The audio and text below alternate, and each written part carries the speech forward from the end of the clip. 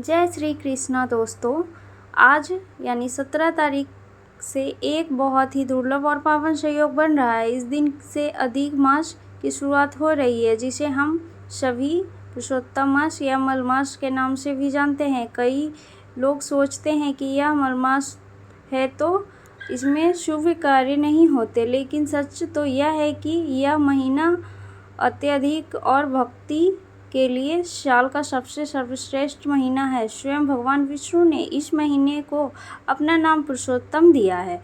इस महीने में अगर आप रोज सुबह उठकर भगवान विष्णु या श्री कृष्ण के मंत्रों का जाप करते हैं या भागवत पाठ करते हैं या शाम को दीप दान करते हैं तो भगवान श्री विष्णु की असीम कृपा आप पर बनी रहेगी। आज 17 तारीख है। आज इस पावन महीने की शुरुआत मैं और आप मेरे परिवार की तरफ से आप सभी को पुरुषोत्तम मास की अनंत शुभकामनाएं देते हैं। आपके परिवार हमेशा खुश रहें और सुखमय रहें। आइए पुरुषोत्तम मास की कथा का अध्याय 1 है। कथा की शुरुआत भगवान नारायण और माता लक्ष्मी के ध्यान से होती है। नारायणम नमस्कृत्य नरं चैव नरोत्तमं देवी सरस्वती व्यासे ततो जय मुदी रहते। कथा की प्रारंभ नैमिषारण्य तीर्थ से होती है। नैमिषारण्य में शौनकादि की 80,000 ऋषि मुनि एकत्र हुए। उनके बीच परम ज्ञानी पुराणों के ज्ञाता श्री सूत जी महाराज विराजमान हैं। ऋषि मुनि के मन में संसार के कल्याण की भावना है। वे सूत जी को प्रणाम करके अत्यंत विनम्र पूर्वक एक महत्वपूर्ण प्रश्न पूछते हैं। शौनकादि ऋषि सूत जी से कहते हैं, हे भगवान, हे परम ज्ञानी सूत जी, आप सर्व शास्त्रों का ज्ञाता हैं। इस घोर कलयुग में मनुष्य अल्पायु, भाग्यहीन, सदा चिंतित और नाना प्रकार के रोगों से घिरे रहेंगे। कलयुग के पापों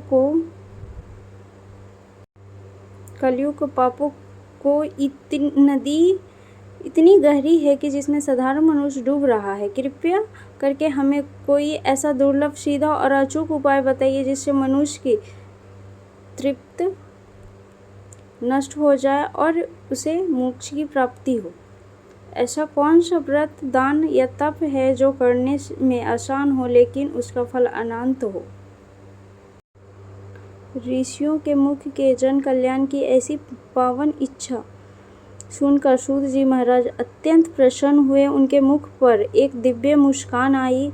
सूत जी बोले, हे ऋषियों, अपने संपूर्ण विश्व के कल्याण के लिए बहुत ही सुंदर प्रश्न किया है। आज मैं आपको एक ऐसा गुप्त और परम पवित्र इतिहास सुनाता हूँ जिसे सुनकर मात्र से ही मनुष्य के सारे पाप भस्म हो जाते हैं।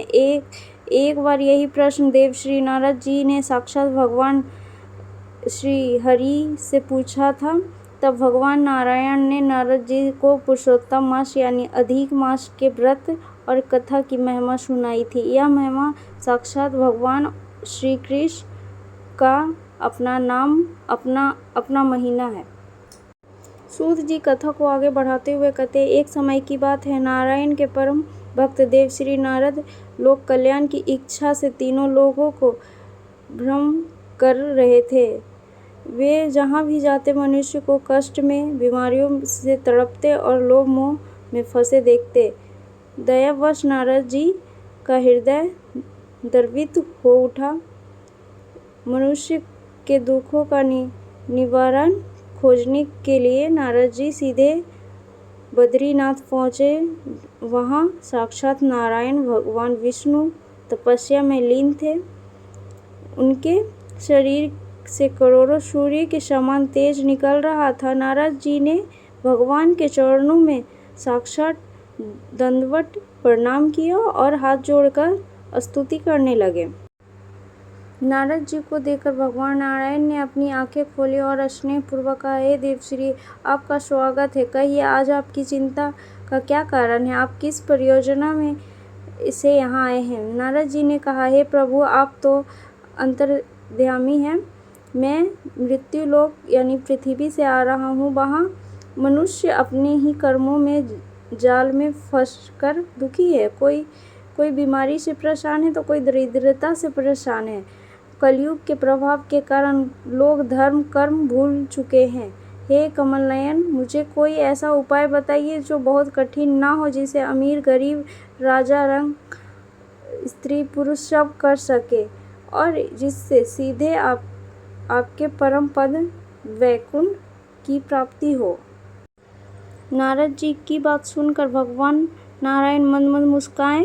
उन्होंने कहा, हे नारद, तुमने मानव जाति पर बहुत बड़ा उपकार किया है। सुनो, सभी व्रतों में शिरोमणि, सभी महीनों में उत्तम एक ऐसा मास है जो मनुष्य के सारे पापों को धो देता है। उसे अधिक मास या मल मास कहा जाता है, लेकिन मेरे वरदान के कारण वह पुरुषोत्तम मास के नाम से तीनों लोकों के पूजनीय है। इस महीने में किए गए छोटे से पुण्य का फल अक्षय हो जाता है। सूत जी ऋषियों से कहते हैं, शौनकादि ऋषियों। इसके बाद भगवान नारायण ने नारद जी को जो अद्भुत कथा सुनाई, कैसे एक निंदित मलमास भगवान विष्णु का नाम पुरुषोत्तम नाम पे पड़ा, वो अगले अध्याय में सुनेंगे। यह वीडियो आपको कैसा लगा प्लीज़ कमेंट में अपना राय ज़रूर दीजिएगा। और आज का वीडियो यहीं तक, मिलते हैं अगले वीडियो के साथ, अगले अध्याय के साथ। तब तक के हरे कृष्णा, राधे राधे। और अपने को अगर वीडियो अच्छा लगा हो तो please like comment share subscribe ज़रूर करें और कमेंट में हरे कृष्णा ज़रूर लिखें और अपना राय बताएं। हर हर महादेव।